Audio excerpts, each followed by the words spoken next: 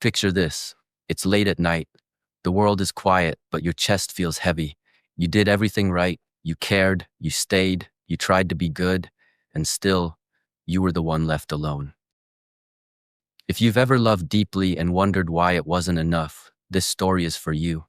It's quiet, not the peaceful kind of quiet, the kind that forces you to hear your own thoughts. You're sitting alone. The room is dim. Your phone is nearby, but it hasn't lit up in a while. And your mind keeps going back to the same question. Where did I go wrong? You replay every moment, every message, every time you showed up when you didn't have to. You were patient, you were gentle, you were consistent. She told you that's what she wanted. So why does it feel like being good was the very thing that made you invisible? My friend, this is where most men break, because no one prepares you for the moment when kindness isn't enough. We are raised on a promise that if you are decent, if you are emotionally available, if you treat her better than the men who hurt her, she will choose you. But real life does not operate on promises. It operates on patterns. And attraction follows a pattern far older than modern advice, far older than social media, far older than romance itself. Attraction is not logical. It is biological. And biology is not fair. When a woman says she wants a nice man, she means it, consciously. She wants safety, she wants peace, she wants reliability. But desire does not live in the conscious mind.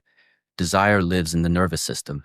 And the nervous system does not respond to words, it responds to stimulus. Tension, contrast, uncertainty. That is where attraction begins.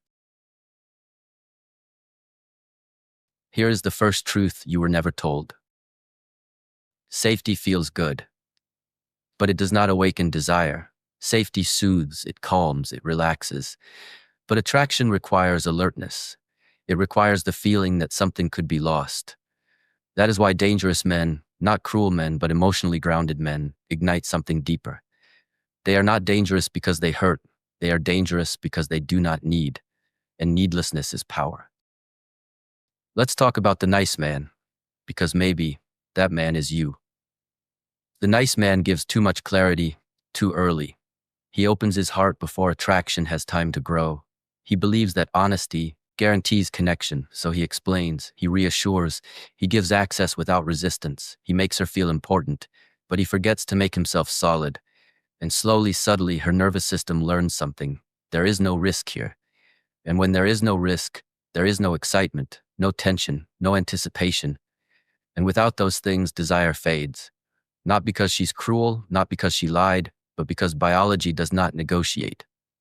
This is where men become confused. Because the nice man does everything right. He listens, he adapts, he compromises. And yet, she grows distant. Her energy changes, her attention drifts, her eyes no longer search for his. When she leaves, she doesn't say, "You weren't strong enough." She says something much softer. "I don't know. I just didn't feel it anymore." And that sentence destroys men, because it has no logic to fight. Now another man enters her world. He is not loud, he is not dramatic, he simply stands firm. He doesn't over-explain, he doesn't chase reassurance, he doesn't bend under emotional pressure. He shows interest, but he keeps his center. And suddenly she feels something again. Not peace, but alertness. Her mind fills the gaps, her imagination activates, her nervous system wakes up. This is dopamine. Dopamine doesn't come from comfort. It comes from anticipation, from what is not guaranteed. Here is the cruel paradox. The more you give to be chosen, the less valuable you become. Because value is not created by effort, it is created by scarcity.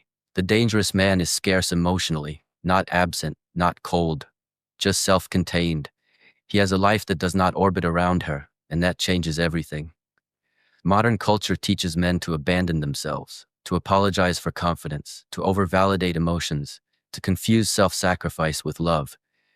Men are told that desire is earned through suffering, but attraction is not a moral reward. It is a response, and responses cannot be argued with. Let me say this clearly. Women do not fall for bad men. They fall for men who do not collapse. Men whose emotional state does not depend on approval. Men who are kind but not dependent, present but not needy, open but not desperate. These men are rare, and rarity creates gravity. Think back. How many times did you cancel your plans for her? How many times did you explain yourself when silence would have been stronger?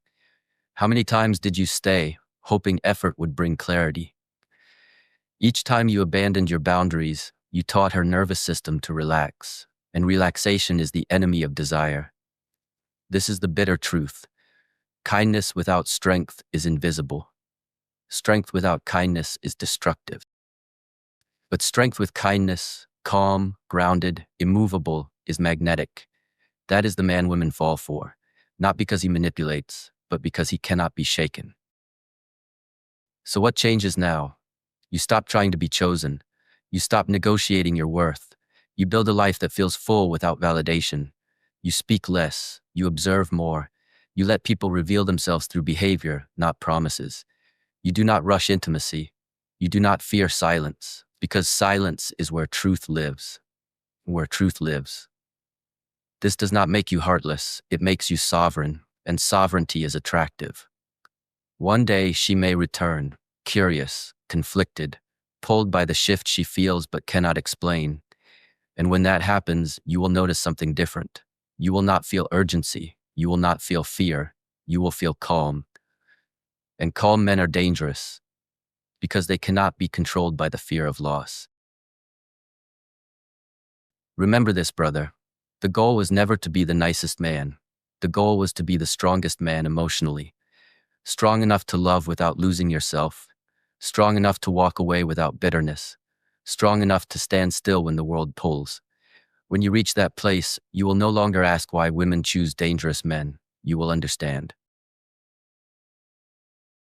Because you will have become one, not through cruelty, but through self-respect. If this story hurt a little, that's because you recognized yourself in it. Not because you were weak, but because you were sincere in a world that doesn't reward sincerity without strength. Remember this, brother. You were never wrong for loving deeply. You were only wrong for forgetting yourself while doing it. Don't become cold. Don't become bitter. Just become grounded. Build a life that doesn't beg to be chosen. Hold your silence, respect your boundaries, and walk away from anything that costs you your self-respect. Because the man who stands firm, calm, complete, unmoved, is the man no one forgets. And when you finally choose yourself, everything else will either rise to meet you or fall away. Stay strong, stay awake, and never abandon your center.